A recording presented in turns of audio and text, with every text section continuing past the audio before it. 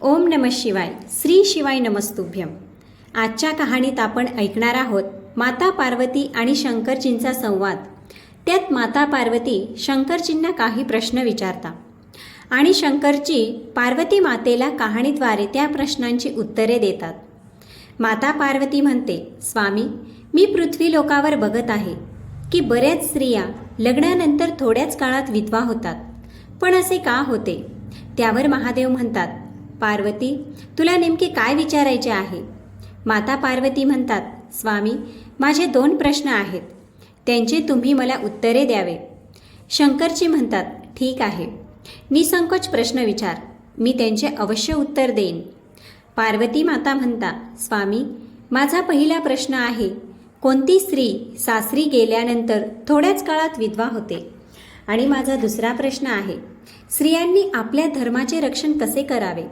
शंकरजी म्हणतात, ठीक आहे, तुझ्या प्रश्नांची उत्तरे मी एका छोट्याशा कहाणीतून देतो, पण माझी एक अट आहे. माझी पूर्ण कहाणी तुला मन लावून ऐकावी लागेल, नाहीतर तुला तुझ्या प्रश्नांची उत्तरे पूर्णपणे समजणार नाही.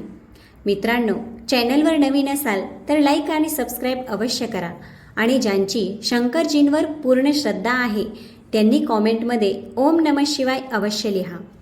चला तर मग कहाणीला सुरुवात करूया. एक लोहार होता. तो पूर्वजन्मात एक सैनिक होता. त्याचे आई वडील नव्हते, त्याचे लग्नसुद्धा झालेले नव्हते, त्याला बहीण भाऊ कोणीच नव्हते.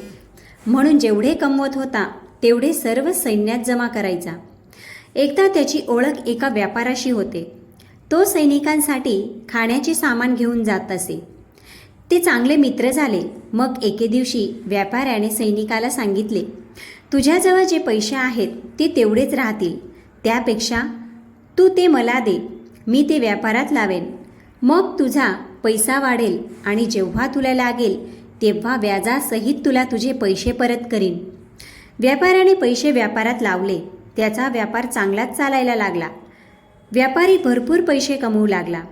तेव्हाच 2 राज्यांमध्ये युद्ध सुरू झाले. आता सैनिक घोडीवर बसून युद्धासाठी जातो. सैनिकाचा घोडीवर फार विश्वास होता. त्याला त्या घोडीवर अभिमान वाटायचा. पण घोडीने मात्र क्षणात सैनिकाचा भरोसा तोडला आणि त्याला मृत्यूच्या दारात घेऊन गेली. सैनिकाला घोडी दुश्मनांच्या घेऱ्यात घेऊन जाते. बघता बघता त्या दुश्मनी सैनिकांनी या सैनिकावर हल्ला केला. त्यात त्याचा मृत्यू झाला. सैनिकाच्या मृत्यूनंतर घोडीला म्हणाले, तू तुझ्या मालकाची नाही झाली तर आमची काय होशील? असे म्हणून दुश्मनांनी घोडीला ठार केले.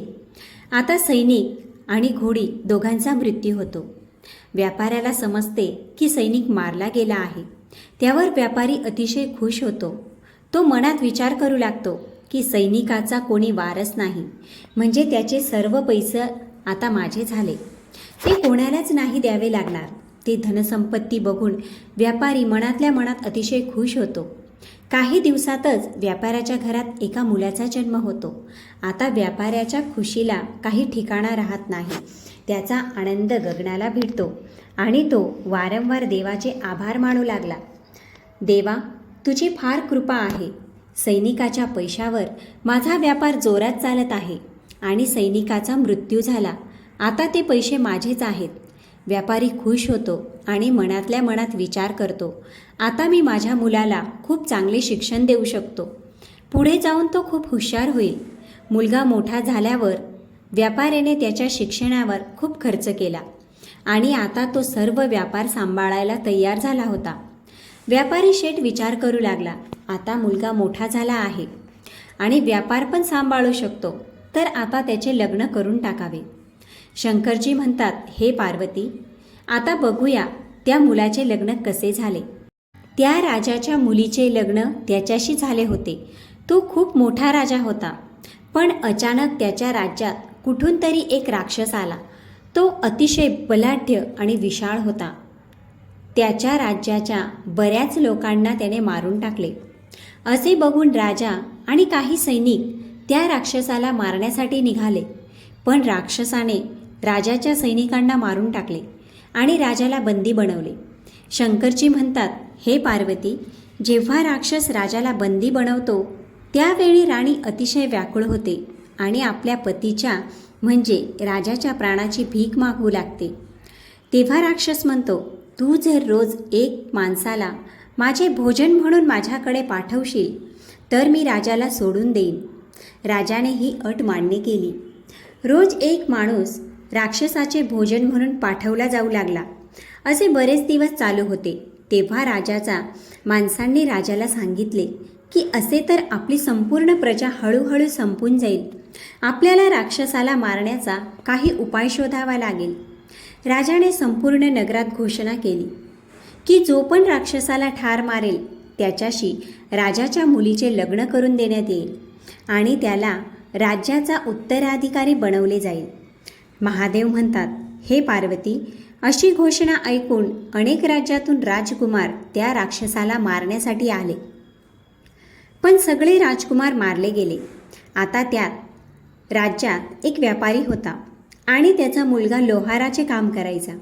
जेव्हा ही बातमी त्या मुलाला मिळाली की राक्षसाचा वध करणाऱ्याबरोबर राजकुमारीचा विवाह करून देण्यात येईल, त्याला राज्याचा अधिकारी बनवून देण्यात येईल, मग त्या लोहार मुलाने विचार केला, मी जर का राक्षसाला मारले तर सर्व राज्याचे रक्षण तर होईलच, पण माझा विवाह राजाच्या मुलीबरोबर करून देण्यात येईल. असा विचार करून तो व्यापाऱ्याचा मुलगा सरळ राजाकडे जातो. राजाला सर्व काही सांगतो. मग 2 भाकरी घेऊन राक्षसाच्या गुहेकडे जंगलात जायला निघाला. जंगल फार मोठे होते. त्यात ती गुहा खूप दूर होती. चालता चालता थकला आणि एका झाडाखाली बसला. त्याला भूक लागली होती.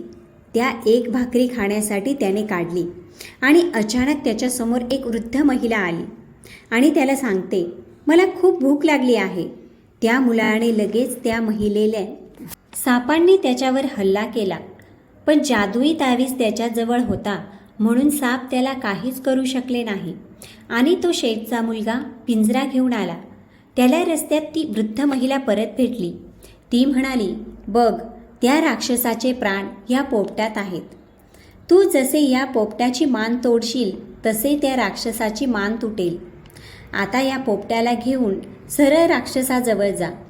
महादेव म्हणतात, हे पार्वती, अशा प्रकारे तो व्यापाऱ्याचा मुलगा राक्षसाच्या गुहेजवळ पोचला आणि राक्षसाला आवाहन करू लागला. राक्षस अतिशय रागात होता. जसा राक्षस त्या मुलाला मारण्यासाठी पळाला तसे त्याने पोपट्याचा 1 पाय तोडला. त्या क्षणी राक्षसाचा 1 पाय तुटला. आता राक्षस पुढे येऊ लागला. तसे त्या मुलाने पोपट्याचा 2रा पाय तोडला. तसा राक्षसाचा 2रा पायही तुटला. तरी राक्षस तसाच पुढे येऊ लागला. हे बघून मुलाने पोपटाची मान तोडली. तशी राक्षसाची मान तुटली आणि तो मारला गेला. आता तो मुलगा राक्षसाचे हात पाय कापून राजाकडे घेऊन गेला आणि राजाला दाखवले. राजा अतिशय खुश झाला आणि आपल्या वचनाप्रमाणे आपल्या मुलीचा विवाह त्या व्यापाऱ्याच्या मुलाशी करून दिला आणि आपल्या राज्याचा उत्तराधिकारी बनवून दिले. त्याचा विवाह होऊन जशी राजाची मुलगी सून म्हणून व्यापाऱ्याच्या घरी येते. व्यापारी फार आनंदी होता. तो विचार करत होता, आता सून घरी आली, आता माझा मुलगा सर्व व्यापार सांभाळून घेईल. असा तो विचार करतच होता की अचानक त्याच्या मुलाची तब्येत बिघडते. व्यापारी घाबरतो आणि पळत पळत वैद्याला घेण्यासाठी जातो. घरी येऊन मुलाला औषध देतो, पण औषध काहीच काम करत नाही. त्याची तब्येत जास्ती बिघडायला लागते. अफाट पैसा खर्च करूनही मुलगा चांगला होत नाही. व्यापाऱ्याजवळ जेवढा पैसा होता तेवढा सगळा त्याने मुलाच्या आजारपणावर खर्च केला, पण तो मुलाला चांगले करू शकला नाही. शेवटी वैद्याने हे सांगून दिले की या मुलाला जगातील कोणताच वैद्य चांगला करू शकत नाही. आता हा थोड्या दिवसांचा पाहुणा आहे. आता याचा मृत्यू निश्चित आहे. एवढे बोलून वैद्य तेथून निघून जातो.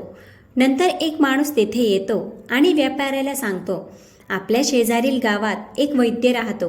तो 2 आण्याची एक पुडी देतो. ती पुडी खाऊन कितीही आजारी व्यक्ती असला तरी लवकरच बरा होतो.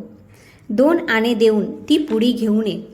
त्या माणसाचे म्हणणे व्यापारी ऐकतो आणि जवळच्या वैद्याकडे जातो आणि ती पुडी घेऊन येतो.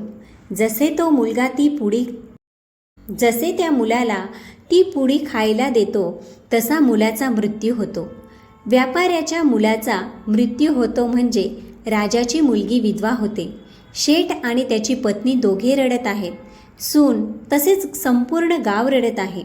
त्यावेळी विष्णू संतांचे रूप घेऊन तेथे येतात आणि व्यापाऱ्याला विचारतात, येथे सर्वजण का रडत आहेत?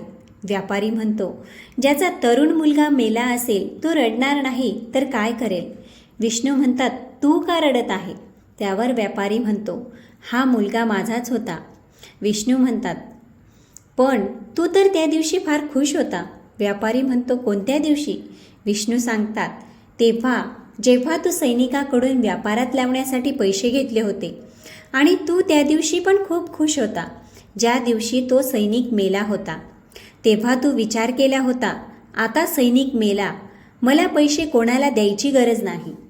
त्या सैनिकाने किती वेळा तुझ्याजवळ पैसे मागितले, पण तू बहाणे करत राहिला. शेवटी तो मेला, परंतु तू त्याला पैसे दिले नाही. तू त्याच्या मरणाचीच वाट बघत होता. ज्या दिवशी तो मेला त्या दिवशी आनंद तुझा गगनात मावत नव्हता. एवढेच नाही, त्या दिवशी सुद्धा तू खूप खुश होता आणि तू मिठाईसुद्धा वाटली होती. शेठ म्हणाला, कोणत्या दिवशी? विष्णू म्हणाले, ज्या दिवशी तुझ्या घरी मुलाचा जन्म झाला होता. शेठ म्हणाला, जेव्हा घरात मुलाचा जन्म होतो तेव्हा सर्वांनाच आनंद होतो, सर्वजण खुश होतात. तसा मी पण खुश झालो, तर त्यात काय बिघडले? आणि त्या दिवशीसुद्धा तू फार खुश होता. शेठ म्हणाला, कोणत्या दिवशी?